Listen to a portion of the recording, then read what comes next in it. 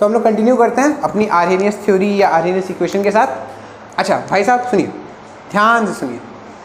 अब हमने अभी तक पढ़ लिया है डिस्ट्रीब्यूशन वगैरह में कि अगर हमारा कर्व ये रहता है, ये देखिए कर्व कुछ ऐसा, अरे यार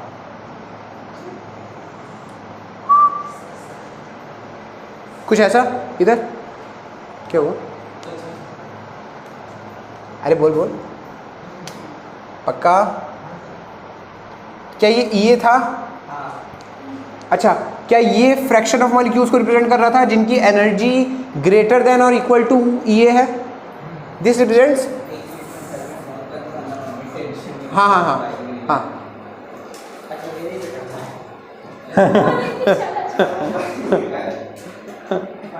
तो नहीं तो पासवर्ड वासवर्ड पता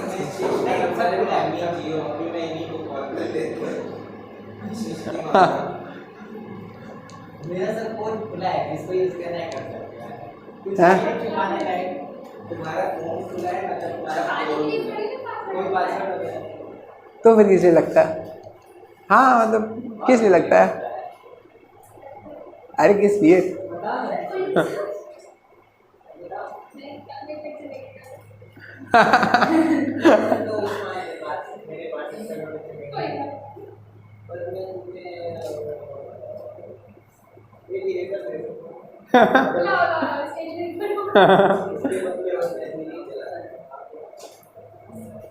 वो क्या रखा है बड़ा सा?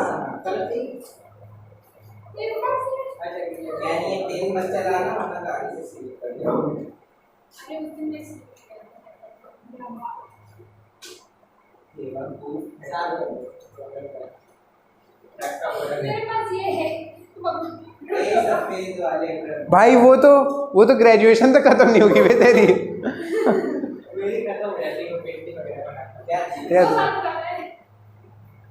नए का नया लग रहा है। अच्छा ये ग्लास, अरे भैया ओ बेचारे को जगह दे दे यार।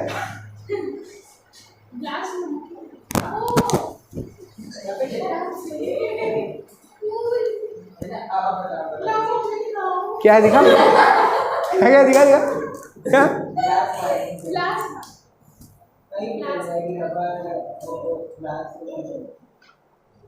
ओ भाई ये तो बढ़िया चीज है।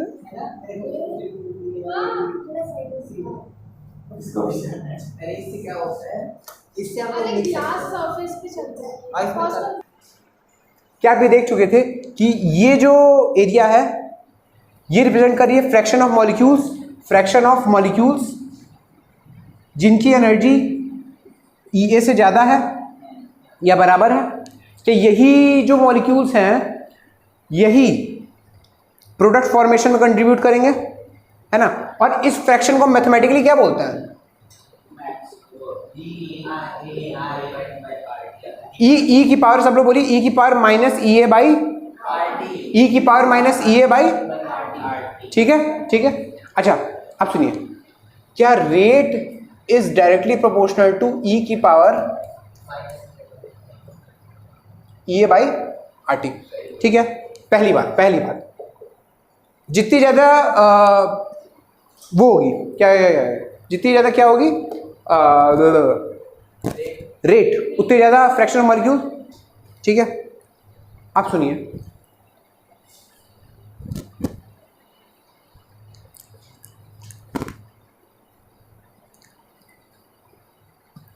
अच्छा क्या rate R is directly proportional to K, है ना। तो क्या मैं लिख सकता हूं K is directly proportional to,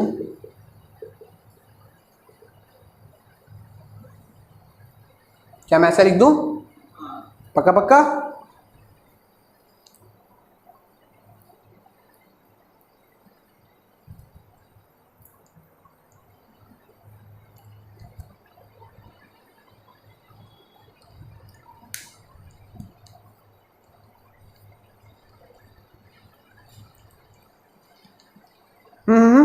ठीक है, अब सुनिए। अच्छा एक और मेरे को बात बताइए क्या अगर मैं नंबर ऑफ कोलिजन्स बढ़ा दूं, मैंने क्या देखा था कि प्रोडक्ट कैसे फॉर्म होगा, it is form by the collision of reactant molecules. अगर मैं नंबर ऑफ कोलिजन बढ़ा दूं, वो भी नंबर ऑफ इफेक्टिव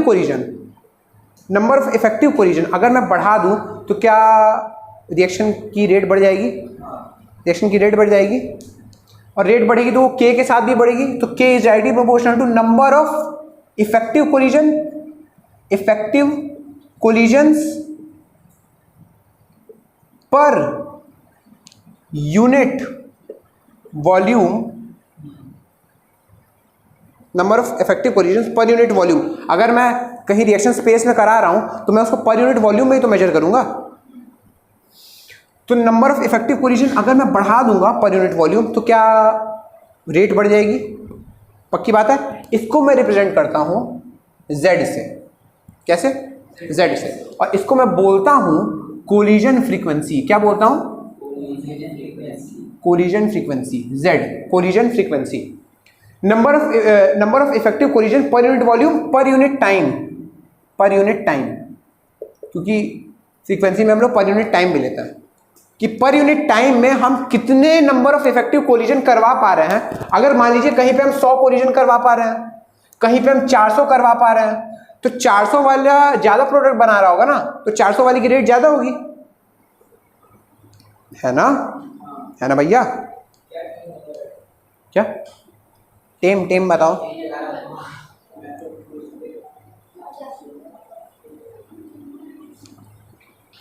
कितना किस टाइम पे आप लोगों को निकलना पड़ेगा? 12:30। अरे बस हो गया, खत्म है।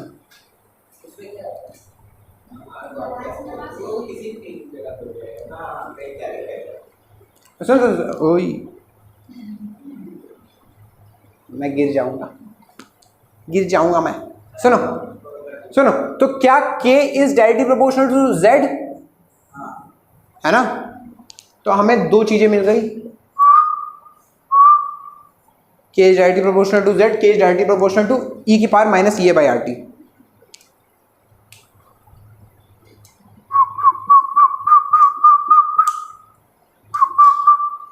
तो इन दोनों इक्वेशन को हम कंबाइन करके क्या हम लिख सकते हैं, K is directly proportional to Z into e की power minus EA by RT, where Z is collision frequency and EA by minus e की power minus EA by RT is fraction of molecules having energy greater then और equal to EA। अरे भैया आया।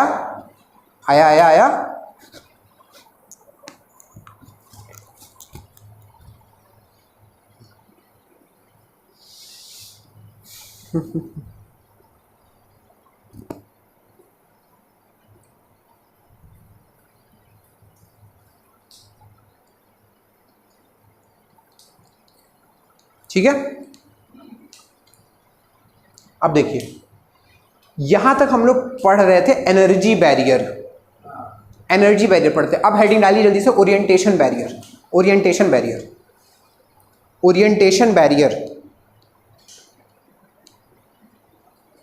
और इसमें लिखिए orientation barrier में कि energy alone is not a sufficient criteria, energy alone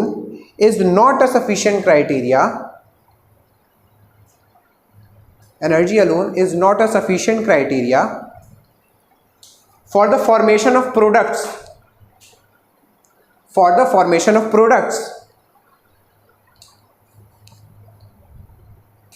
that is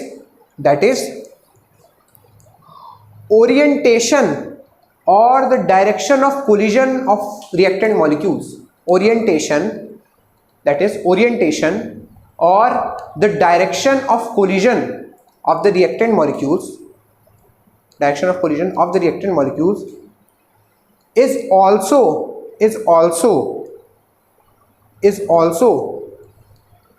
an important factor which determines rate of production,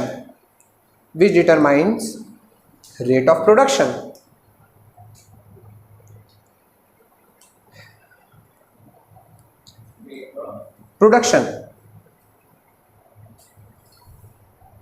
इस ओरिएंटेशन फैक्टर को हम बोलते हैं पी। क्या बोलते हैं? पी। ओरिएंटेशन फैक्टर को हम रिप्रेजेंट करते हैं पी से। और इस पी की वैल्यू जितनी ज़्यादा होती है, पी की वैल्यू जितनी ज़्यादा होगी उतना ज़्यादा प्रॉपर ओरिएंटेशन होगा।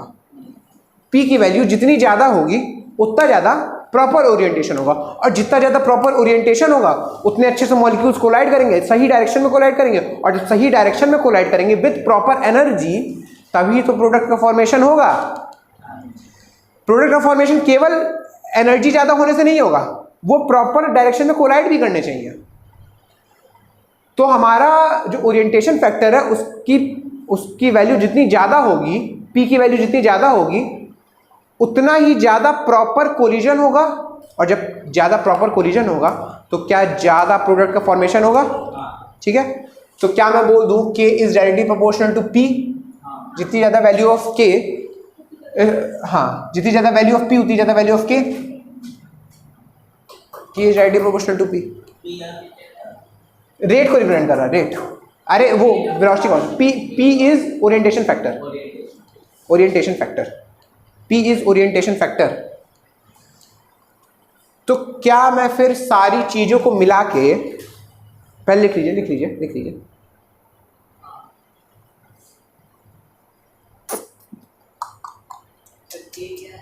क्या कहेगा, के रेट कांस्टेंट, रेट कांस्टेंट के। भाई साहब हो गया, हो गई, हो गई।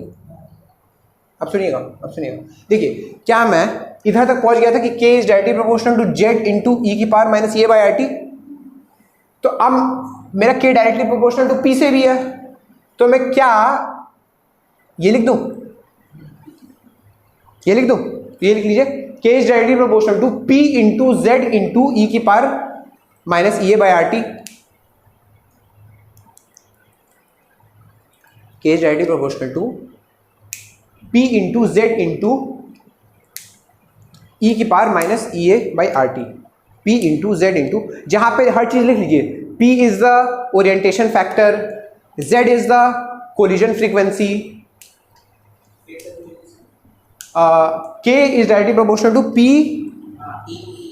अच्छा ये सुनिए, p is orientation factor, z is collision frequency, and e की power minus e a by r T is fraction of molecules having energy greater then और equal to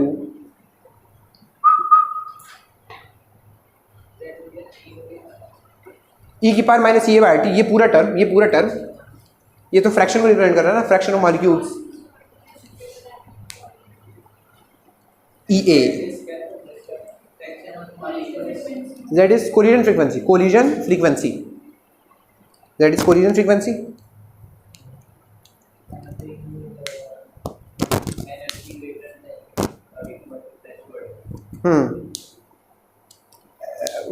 activation energy, activation energy greater than equal to activation energy. ठीक है, आगे आगे करें। अच्छा अब सुनिए, तो फाइनली जब हम ये प्रोपोर्शनैलिटी साइन हटाते हैं तो एक कांस्टेंट आता है a, और बन जाता है k is equal to a into e की power minus e a by r t. This is the final Arrhenius equation. k is equal to, ये प्रोपोर्शनैलिटी का हमने हटा दिया साइन, बताते एक को बोलते हैं प्री एक्सपोनेंशियल फैक्टर, ए को बोलते हैं pre exponential factor, pre exponential factor, और इसमें p भी इंक्लूडेड है और z भी इंक्लूडेड है, यानी कि कोलिजन फ्रीक्वेंसी भी इंक्लूडेड है और ओरिएंटेशन फैक्टर भी इंक्लूडेड है। एक तरह से कांस्टेंट, हर रिएक्शन के लिए अलग अलग होगा, मतलब ठीक है। अच्छा, क्या आपने ये लिख लिया है? अब सुनिए, अब एक पॉइंट लिख लीजिए, A and EA does not vary vary VARRY does not vary vary change RY होता है क्या? अरे यार मेरी अंग्रेजी, सॉरी अरे एक मिनट, ठीक है यार, मेरी अंग्रेजी यार ठीक थी यार।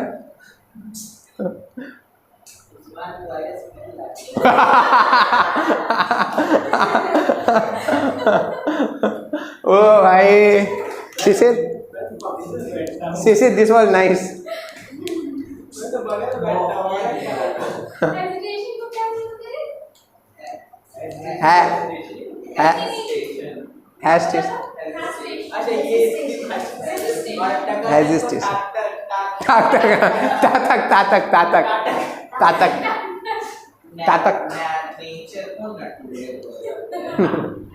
लटूरे यूनिवर्सिटी ऑफ व्हाट्सएप यूनिवर्सिटी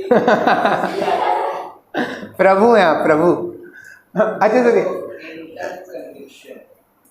अबे है पहले लिखो ए, अरे अरे अरे अरे अरे अरे अरे अरे हीरो की तरह बात कर रहा है। ये पारिवारिक झगड़े घर पे करे। अभी भी हीरो बन गया। क्या बात कर रहे? चलो कैसे और बताओ कैसी हो?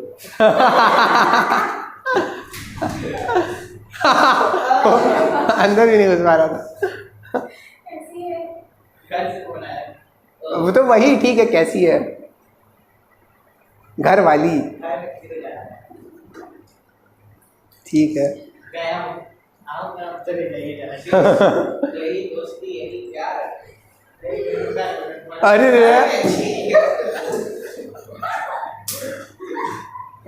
देखिए, बड़े होने के नाते मैंने कुछ नहीं देखा। मैंने कुछ नहीं देखा।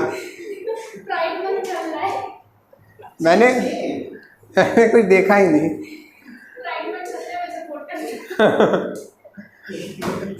हम भी 377 के सपोर्ट में हैं। #LGBTQ।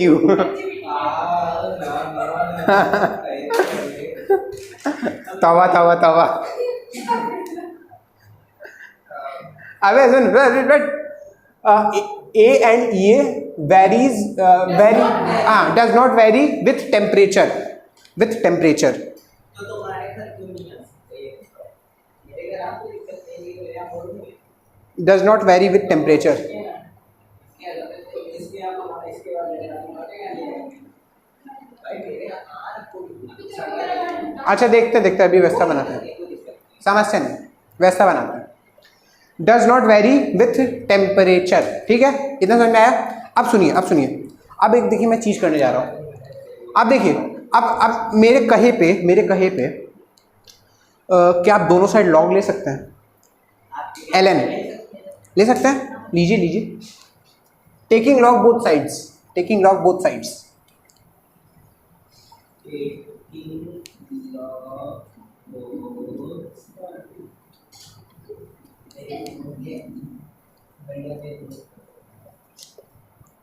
फोन आ रहा है। मेरे घर वाली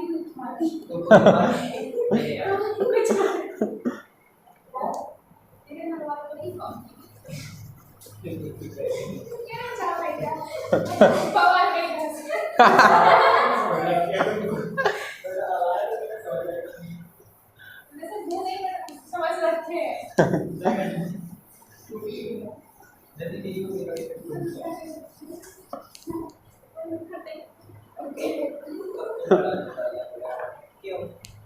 सुन जल्दी करिए वरना मेरा फोन कर दोगे। हाँ सुन इधर क्या K is equal two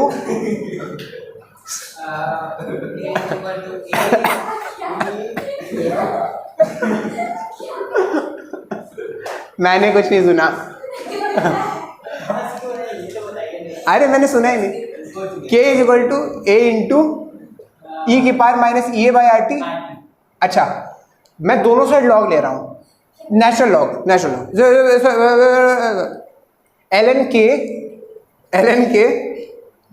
is l n a into e की power minus e a by r T.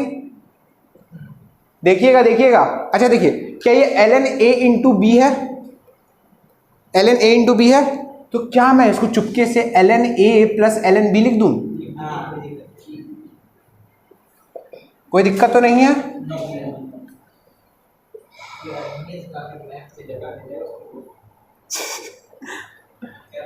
अब देखो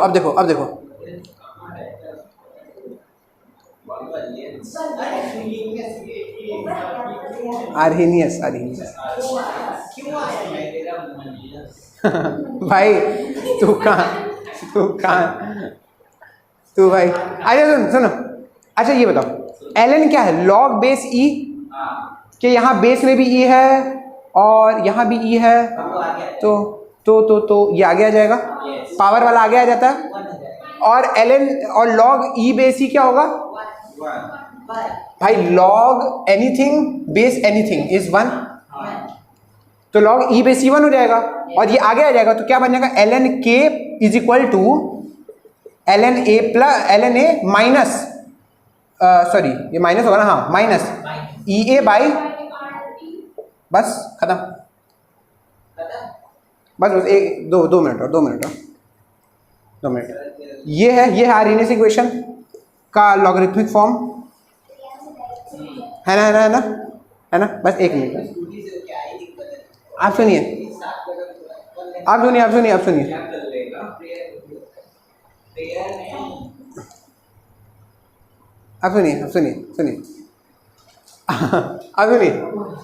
अगर टेम्परेचर हम बढ़ाएंगे, क्या नंबर ऑफ एक्टिव मॉलिक्यूल बढ़ जाएंगे? तो क्या रेट बढ़ जाएगा? यानी कि के बढ़ जाएगा, अगर हम टेम्परेचर बढ़ा दें। तो सुनिए, अगर मान लीजिए T1 टेम्परेचर पे रेट कांस्टेंट K1 है और T2 पे रेट कांस्टेंट K2 हो जाएगा, तो हम इक्वेशन हमें लिखनी है। तो क्या T1 टेम्परेचर के लिए मैं लिख दूं, जैसे मैं लिख रहा हूं, देखिएगा मैं सही लिख रहा हूँ कि नहीं? ln K1 is equal to ln, अच्छा सुनिए, क्या A और ये टेम्परेचर के साथ बदलेंगे? अभी मैंने लिखवाया A और ये टेम्परेचर के साथ नहीं बदलेंगे। तो ln K1 is equal to ln A minus e a, R भी नहीं बदले, आर तो कांस्टेंट है, यूनिवर्सल कांस्टेंट है, बस टेम्परेचर T1। और क्या ln K2 is equal to ln A minus RT2। तो क्या मैं दोनों को माइनस कर दूं? तो सुनिए, क्या ये कटेगा, क्या ये कॉमन आ जाएगा? तो क्या ln, अच्छा, और क्या ln K2 minus ln K1 is ln K2 by K1, ln K2 by K1 है ना? हाँ, K2 माइनस K1, ठीक है। और सुनिए, क्या यहाँ पे माइनस है, माइनस प्लस हो जाएगा यहाँ पे, तो ये RT1 अपॉन RT1, सुनिए ये बाई आर कॉमन लेते हैं, आर भी तो कांस्टेंट है, ये by r constant, 1 by T1 minus 1 by,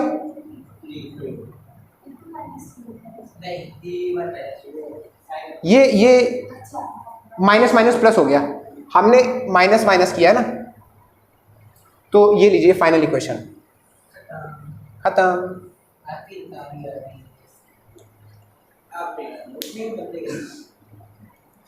अच्छा वो मतलब करते क्या ये बताओ तुम अभी बच्चा है तुमसे बड़ा हाइट